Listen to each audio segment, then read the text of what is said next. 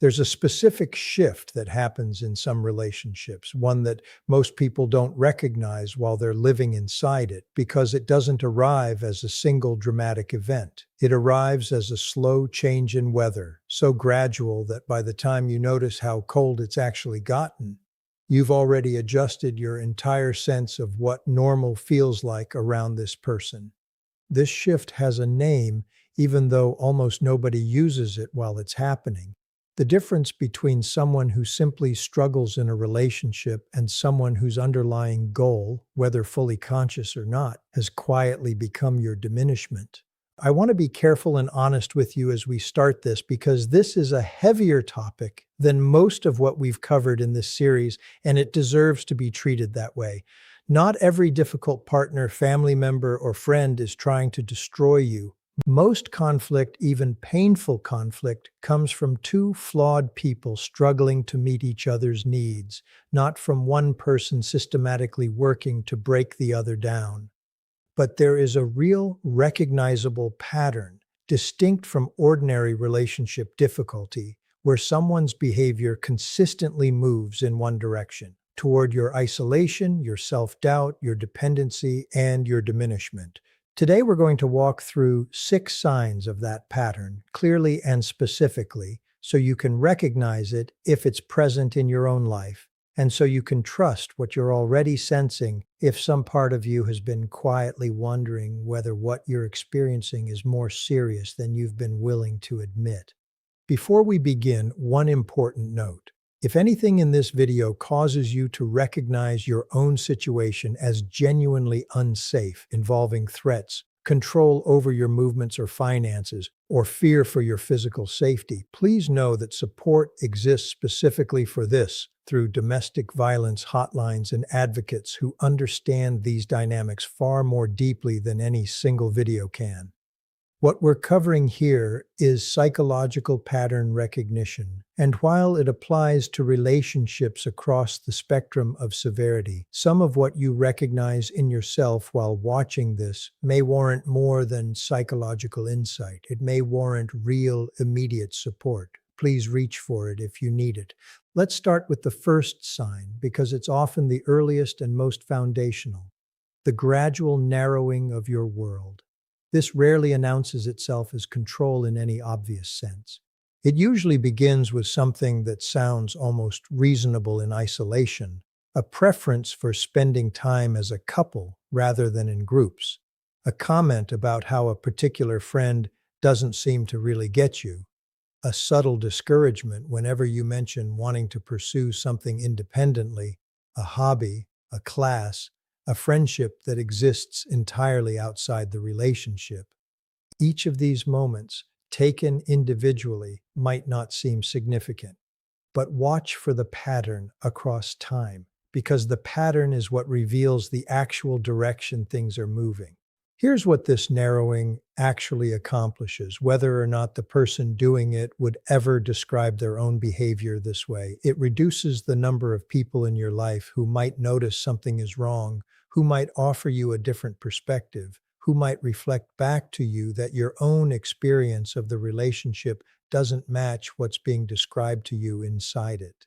This is worth understanding precisely, because isolation is rarely the goal stated outright. It's the byproduct of 100 small preferences and discouragements, each one plausible on its own, that gradually leave you with fewer and fewer people who know what your daily life with this person actually looks like.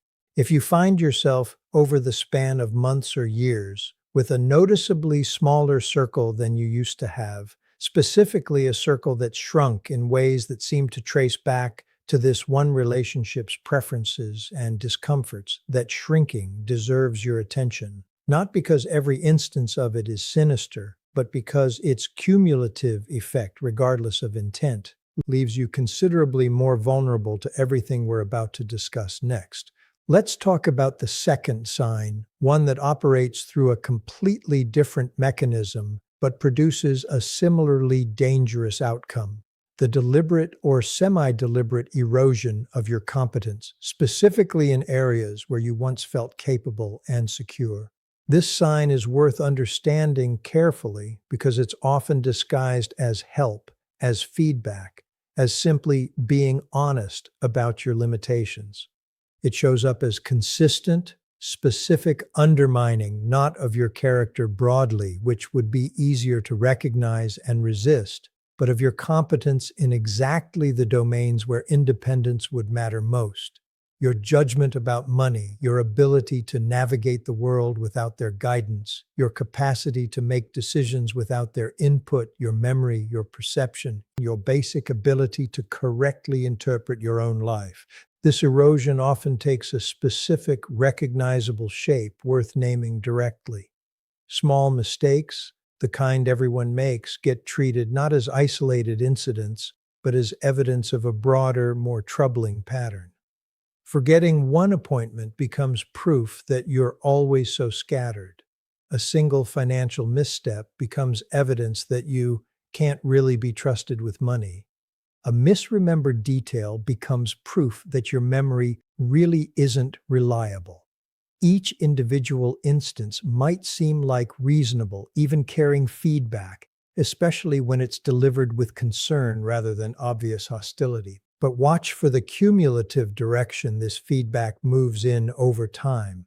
Does it consistently point toward you needing to rely more heavily on this person's judgment, their oversight, their management of things you used to handle perfectly well on your own? This matters enormously because competence and independence are directly connected to your capacity to leave a relationship if it becomes necessary. Someone who doubts their own judgment about money is less likely to trust their own decision to leave a financially entangled relationship. Someone who's been told repeatedly that their memory isn't reliable is less likely to trust their own accurate recollection of harmful things that were said or done. This erosion doesn't need to be consciously, deliberately engineered in order to be dangerous. Sometimes it emerges from someone's own genuine anxiety and need for control rather than calculated malice. But regardless of the underlying motivation, the effect is the same, and the effect is what actually matters for your own safety and well-being, a gradual transfer of trust away from your own judgment and toward theirs, specifically in the exact areas where independent judgment would be most necessary if you ever needed to make a significant decision without their approval. Here's something worth understanding about why these first two signs, isolation and competence erosion, tend to appear early and often work together rather than separately. A person who has fewer outside relationships and less trust in their own judgment has fewer resources available for recognizing when something is genuinely wrong, and fewer resources for acting on that recognition, even if they do manage to see it clearly. This isn't a coincidence, even in situations where neither behavior was consciously planned as a strategy from the very beginning. Whether driven by deliberate intent or by an unconscious need for control that the person themselves may not fully recognize in their own behavior, these two patterns, once established, create exactly the conditions that make everything we'll discuss in the rest of this exploration considerably more difficult to escape. This is worth sitting with directly, because it's the reason this particular topic deserves the seriousness we're bringing to it. Unlike some of the other patterns we've explored throughout this series, patterns primarily involving emotional pain and confusion, what we're describing here has practical, sometimes urgent implications for your actual capacity to protect yourself. Recognizing isolation and competence erosion early, before they've had years to compound into something considerably harder to see clearly from the inside, is one of the most protective things you can do for yourself, precisely because these two patterns are specifically designed, whether consciously or not, to make everything that follows harder to recognize and harder to escape. What we haven't yet covered are the 4 remaining signs, each one revealing a different dimension of this same underlying pattern, moving from what makes you vulnerable in the first place toward the specific behaviors that reveal genuine intent to diminish you rather than simply ordinary relationship difficulty. Understanding all six together and understanding exactly how they build on and reinforce each other is exactly where we need to go next. Let's continue with the third sign, because it operates differently from the first two, shifting from vulnerability creation into something closer to direct psychological pressure. The deliberate targeting of your specific known vulnerabilities during conflict. This is worth distinguishing carefully from ordinary fighting because everyone says things during arguments they wouldn't say when calm, and occasional hurtful comments during heated moments don't automatically indicate someone is trying to destroy you. What we're describing here is different, and the difference lies in precision and timing. Someone trying to genuinely diminish you doesn't fight fair, in the sense that their comments during conflict aren't reactions to the actual disagreement at hand. They're carefully aimed at your most specific, most private insecurities, the ones you likely only shared because you trusted this person enough to be vulnerable with them in the first place. This is worth naming directly because it reveals something important about the relationship between intimacy and danger in these dynamics. The people most capable of causing this specific kind of damage are, almost by definition, the people you've been closest to, because deep, precisely targeted wounds require deep, intimate knowledge in order to land. If arguments in your relationship consistently seem to veer away from whatever the actual disagreement was about and toward your body, your family, your past struggles, your deepest fears about your own inadequacy, and if this veering happens specifically during moments when you're already vulnerable, mid-argument, exhausted, or freshly hurt by something else, that precision and timing matter enormously. Ordinary conflict tends to stay roughly connected to its actual subject. This pattern doesn't, because its actual function isn't resolving the disagreement at all. It's locating and pressing on exactly the wound most likely to produce collapse, compliance, or renewed dependency. Let's move to the fourth sign, one that's especially important to understand because it often gets misread, even by the person experiencing it, as evidence of the relationship's health rather than its danger, the specific rhythm of cruelty followed by disproportionate warmth. We touched on intermittent reinforcement earlier in this series, but it's worth returning to here with a sharper, more specific focus, because this particular rhythm, when it's severe and consistent enough, is one of the clearest markers of genuine intent to control rather than simply ordinary relational difficulty. Here's what to watch for specifically. Does cruelty in this relationship tend to be followed reliably and repeatedly by an intensity of affection that feels disproportionate to what would be reasonable after genuine, healthy repair? Healthy repair after conflict tends to be calm, proportionate, focused on understanding what happened and preventing it from recurring. What we're describing here is different in both intensity and function. It often includes grand gestures, overwhelming declarations of love, sometimes gifts or promises specifically timed to arrive in the immediate aftermath of genuinely harmful behavior, functioning less as authentic repair and more as a kind of behavioral overwrite, something designed to make the preceding cruelty harder to hold on to clearly, harder to trust as an accurate representation of who this person actually is beneath the more pleasant moments that keep arriving to obscure it. This pattern is dangerous specifically because of what it does to your own internal record keeping. If severe cruelty gets reliably followed by intense enough warmth, your own memory of events starts to blur. Not because you're incapable of remembering accurately, but because the warmth genuinely does complicate straightforward recall, creating a kind of averaging effect where the overall relationship starts to feel confusing rather than clearly dangerous, even when, if you actually laid out the specific events side by side without the emotional aftermath attached to them, the danger would be considerably easier to see. Let's talk about the fifth sign, one that connects directly back to the isolation and competence erosion we discussed in part one, because it represents a further, more advanced stage of the same underlying pattern. Increasing control over practical resources, specifically finances, transportation, documentation, or other tangible tools that would be necessary for genuine independence. This is worth naming with real specificity because it's one of the most concrete, measurable signs available, considerably less ambiguous than some of the more purely psychological patterns we've discussed throughout this exploration.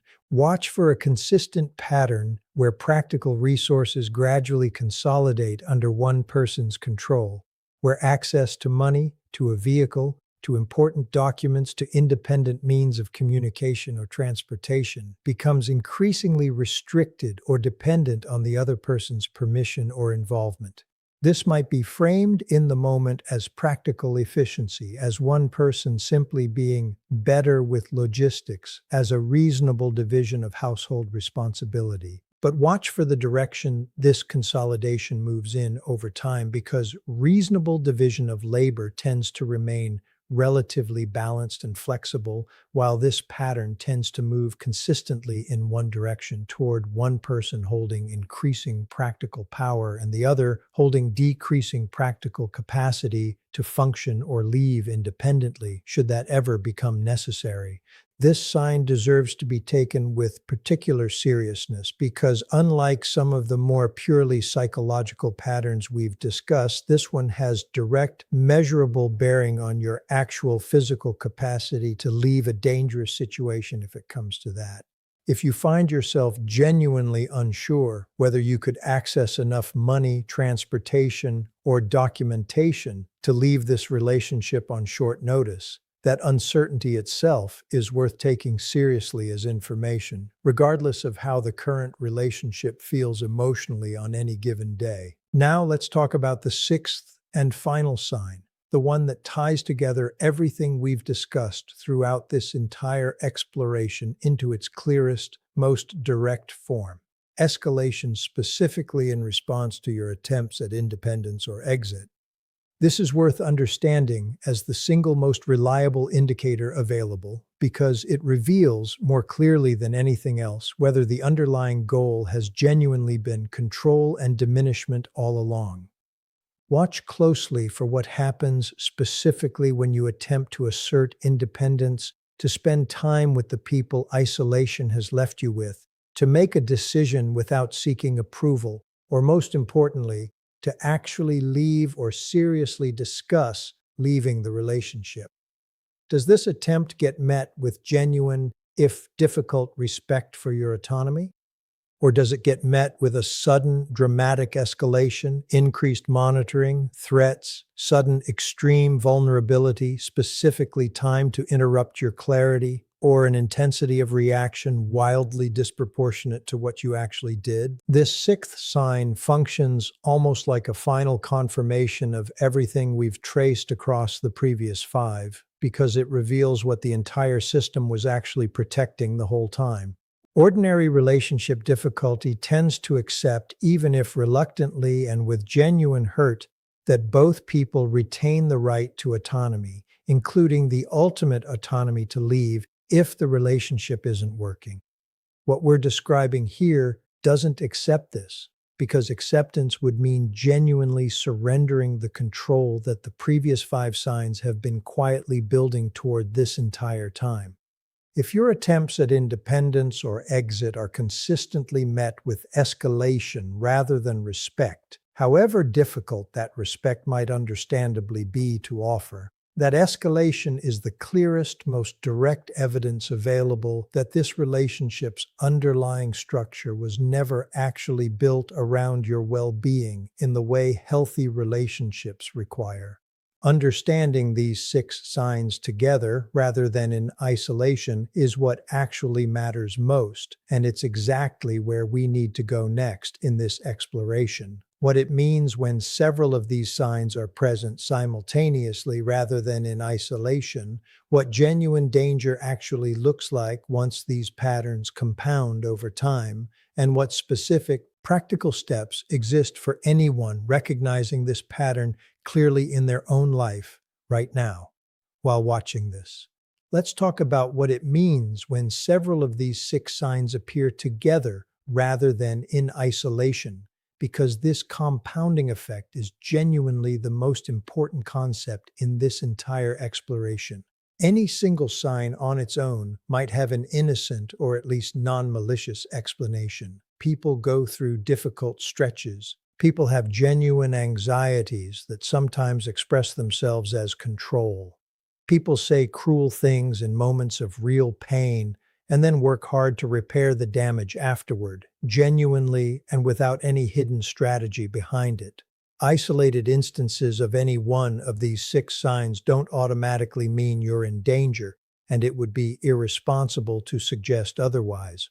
What matters is convergence, when isolation has genuinely narrowed your world, when your trust in your own competence has genuinely eroded, when conflict reliably targets your deepest vulnerabilities with precision, when cruelty reliably gets followed by disproportionate warmth that blurs your memory of what actually happened, when practical resources have consolidated in one direction, and when attempts at independence or exit are met with escalation rather than respect. These six things aren't six separate problems anymore. They're six symptoms of a single underlying structure, one specifically organized, whether through conscious intent or an unconscious but deeply entrenched need for control around your diminishment rather than your well-being. And when that structure is genuinely present, it tends to compound over time rather than remain static, because each sign reinforces the others, making the whole pattern considerably harder to see clearly and considerably harder to exit the longer it continues. Here's what this compounding actually looks like in practice, because it's worth understanding the mechanism rather than just the individual pieces. A narrower world means fewer people available to notice the targeting during conflict or the disproportionate warmth that follows it. Eroded competence means less trust in your own read of the disproportionate control over practical resources.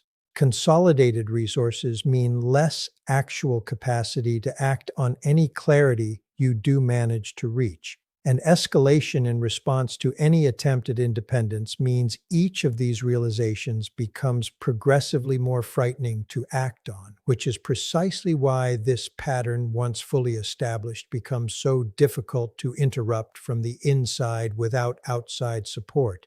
This is worth naming directly because it's the single most important practical insight in this entire exploration. If you're recognizing several of these six signs in your own life right now, the most important thing you can do is not necessarily to confront this pattern directly, and not necessarily to attempt a dramatic, immediate exit without preparation, because the sixth sign we discussed, escalation in response to exit attempts, means that leaving badly prepared can sometimes increase, rather than decrease, immediate danger. What actually matters most, as a first step, is rebuilding exactly what this pattern has been working to erode: outside connection and outside perspective. This might mean reaching back out to a friend or family member whose relationship with you has quietly faded over recent years, not necessarily explaining everything all at once, but simply reopening a line of connection that isolation has narrowed.